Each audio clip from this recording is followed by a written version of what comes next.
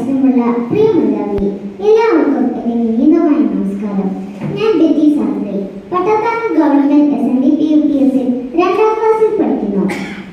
റാണി ആന്റിയുടെ വേനലിൽ പോകുന്ന ഗുൽമോഹർ എന്ന മനോഹരമായ നോവലാണ് ഇന്നിവിടെ പ്രകാശനം ചെയ്യുന്നത്. ഒരു പുസ്തകം പ്രകാശനം ചെയ്യുക എന്നത് വെറുമൊരു ചടങ്ങല്ല, ഒരു സ്വപ്നത്തിന് ചിറന്നു കൊടുക്കുന്ന നിമിഷമാണ്. എനിക്കും എഴുതാൻ പറ്റും എന്ന നമ്മുടെ വിശ്വാസത്തെയാണ് ഇവിടെ പ്രകാശിപ്പിക്കുന്നത്.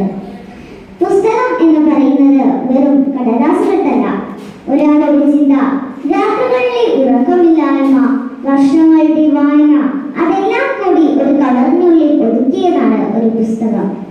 ഇന്ന് വാട്സപ്പിന്റെയും ഫേസ്ബുക്കിന്റെയും കാലമാണ്.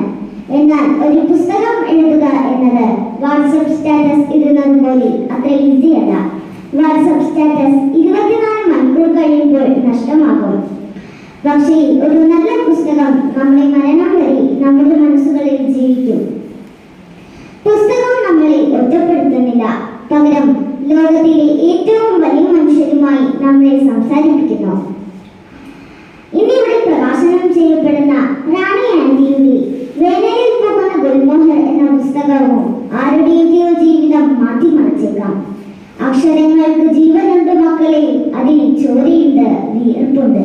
ഒരാളുടെ സ്വപ്നങ്ങൾ ഉറങ്ങുന്ന കവറിട്ട കാലമാണ് പുസ്തകം. അതുകൊണ്ട് എൻ്റെ പ്രിയപ്പെട്ട കൂട്ടുകാരെ, നമ്മുടെ വായന തുടരട്ടെ, ചിന്തകൾ വളരട്ടെ. ഒപ്പം നമ്മുടെ പ്രിയപ്പെട്ട റാണി ആന്റിക്ക് ഈ പരിപാടിക്കും ആശംസകൾ അർപ്പിച്ചുകൊണ്ട് ഞാൻ ഒരു കവിത ചൊല്ലാം. കവിത കുറത്തി.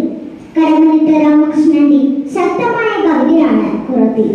വരേനീരെന്ന് സ്വയം അഹങ്കരിച്ചിരുന്നവരുടെ സുഖ സൗകര്യങ്ങൾക്കായി ജീവിതം ചുട്ടു ചാമ്പലാക്കേണ്ടി വന്ന അധികൃത വർഗത്തിന്റെ ദുഃഖവും അമർഷവുമാണ് കവിതയിലുടനീളം പ്രകടമാകുന്നത്.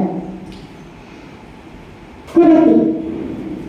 നിങ്ങൾ എന്റെ കറുത്ത മക്കളെ ചുട്ടു തിന്നുന്നു, നിങ്ങൾ അവരുടെ നിറഞ്ഞ കണ്ണുകൾ ചുഴന്നെടുക്കുന്നു, നിങ്ങൾ ഞങ്ങളുടെ കുഴി മാടം കുളം തോണ്ടുന്നു.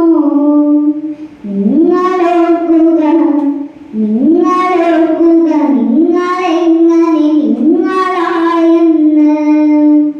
കാട്ടുവള്ളിക്കിഴങ്ങുമാന്തി ചുട്ടു തിന്നില്ലേ നിങ്ങൾ, കാട്ടുചോലത്തെ നീര് പകർന്നു തന്നില്ലേ. പിന്നെ പൂത്ത മാമരച്ചോട്ടിൽ നിങ്ങൾ കാറ്റുകൊണ്ടു മയങ്ങിയപ്പോൾ കണ്ണു ചിമ്മാതവിടെ ഞങ്ങൾ കാവൽ നിന്നില്ലേ.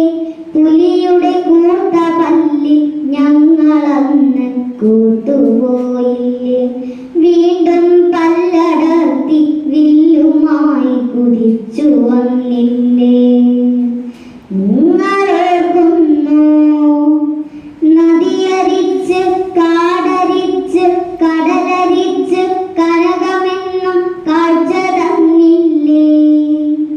മതിച്ച കൊമ്പനെ മെരുക്കി നായ്ക്കളെ മെരുക്കി പൈക്കളെ കറന്ന് പാല് നിറച്ചു തന്നില്ലേ.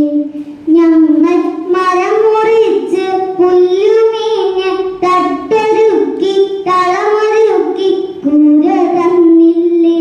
പിന്നെ മലയൊരുക്കി ചെളി കലക്കി മുള വിതച്ച് പദമൊരുക്കി മൂട നിറയെ പൊലിച്ചു തന്നില്ലേ. കതിരിൻ കാള കെട്ടി കാട്ടുദൈവ കൂട്ടരങ്ങ് തിറയെടുത്തില്ലേ. ഞങ്ങൾ